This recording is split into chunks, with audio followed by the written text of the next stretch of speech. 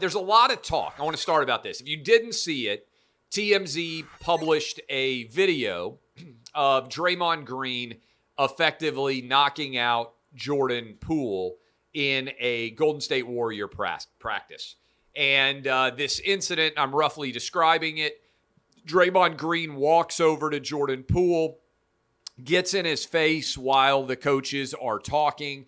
Jordan Poole pushes Draymond Green away from his face, and Draymond Green then basically drops him with a right hand. One punch. Jordan Poole was not expecting it. And Jordan Poole, frankly, looks like he's basically knocked out by that punch. The only reason we are seeing this video is because it was leaked from the NBA practice. I don't know that Draymond Green has said anything. I don't know that Jordan Poole has said anything. Golden State Warriors, to my knowledge, have also not commented on this. But let me just start here. I've said for a long time that pro sports is the only place in America where you can work and something like this can happen. And so if you punch someone in basically any job in America at the office, you're going to get fired and you're probably going to get arrested and prosecuted for assault. It doesn't appear, at least if this video had not come out, that anything at all was going to happen to Draymond Green. And I just bring it up because athletes love to use this as an example anytime someone throws popcorn at them or does anything inappropriate in an arena. They always say, well, what would happen if that was your place of work? What would happen if you were walking down the street or you were typing and somebody was screaming at you and all those things? And my point on this is athletics is a unique endeavor to make a living in, and there are many rules that don't apply when it comes to athletics. But let me focus on this right now. This, to me, embodies and personifies much of my issue with Adam Silver's NBA era, which is primarily focused on like sort of social justice warrior mean comments and not actually focused on actions. And let me give you a couple of examples here just recently. The Boston Celtics suspended their head coach for a year because he, according to them, had a consensual relationship with a subordinate and sometimes used inappropriate words during the point of that relationship, during the course of that relationship. Look, I don't know what happened with the Celtics coach. I don't know who he dated. I don't know what was going on there exactly. But I find it strange that he's suspended for a full year for a consensual relationship.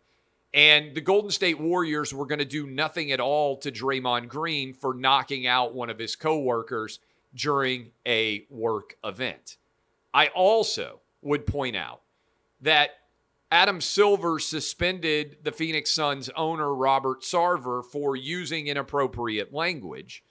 And the fallout was so significant for Robert Sarver's using inappropriate language that he's been forced to have to sell the Phoenix Suns basketball team.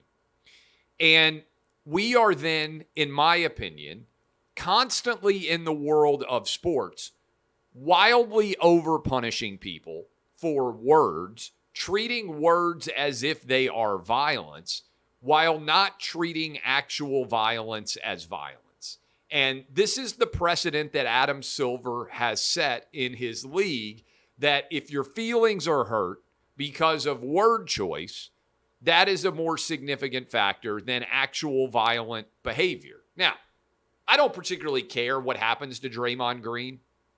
What I would point out is we have to fight back against this idea that words are violence, which is what the NBA has embraced. It's made its players, Draymond Green was one of them, come out and say there's no place in the league at all for Robert Sarver to be an owner of the Phoenix Suns.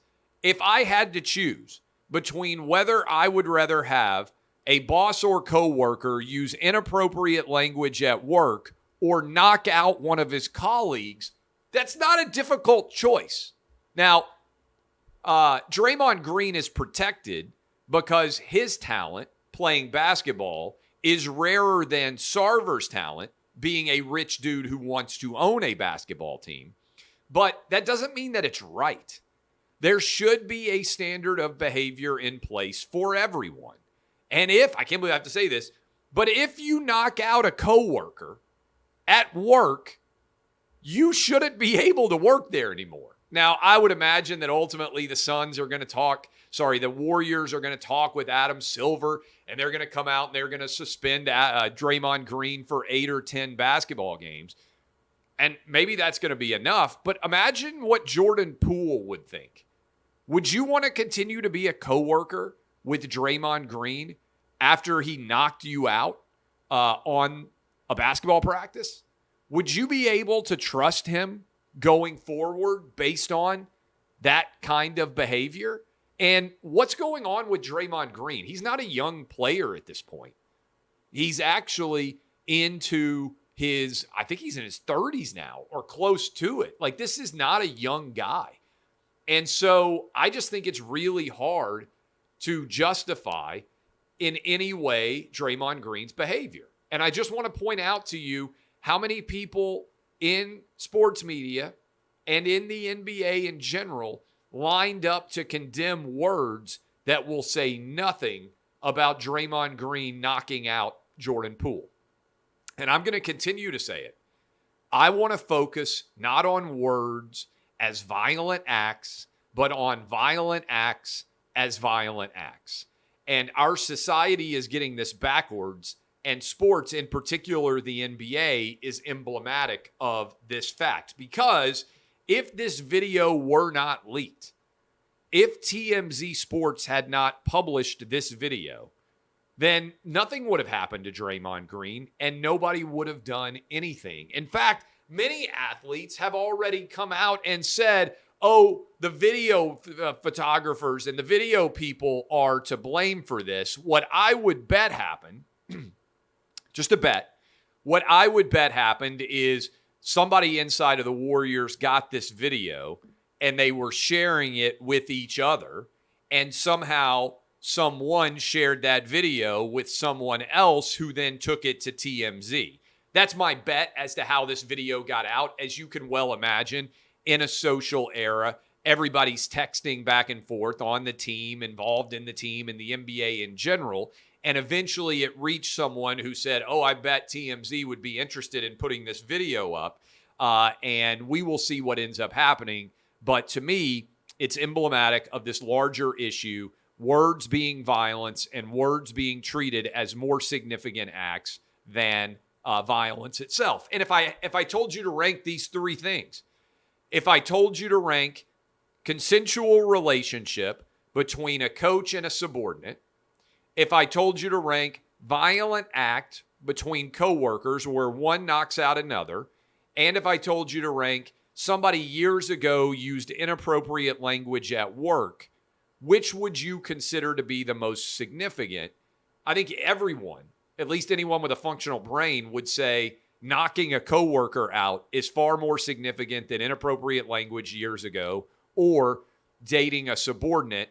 And yet, both dating a subordinate and using inappropriate language years and years ago has been treated by the NBA as a more significant act than legitimately knocking out a coworker. I think that's backwards. I think that is 100% backwards.